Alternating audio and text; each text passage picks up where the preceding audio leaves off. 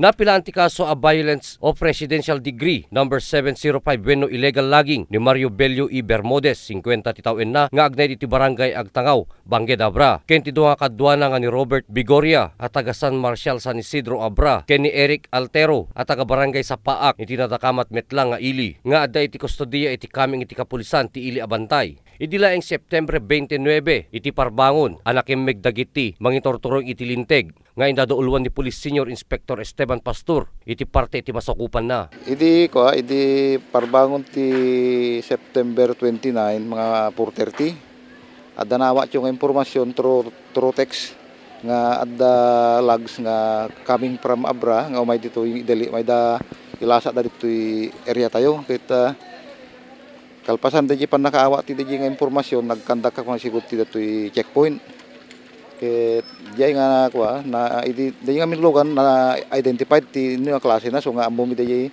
logan nga lockdown mi idi may ma-plug mi nga logan tapos nagkandak ti inspection datoy logan nga datoy natiliw tayo ket positive nga ko nagkarga ti logs. Babaen ti tulong iti DNR wenno Department of Environment and Natural Resources ket ditang ininventaryo da ket agatad dagiti kayo iti agarop 62,134 pesos.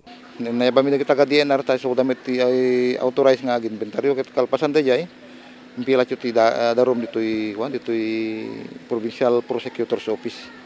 Damagin mi no pangi-deliver awam may bagada adda siguro maputing dala siguro may baga no sino DJ pagi-deliveran da.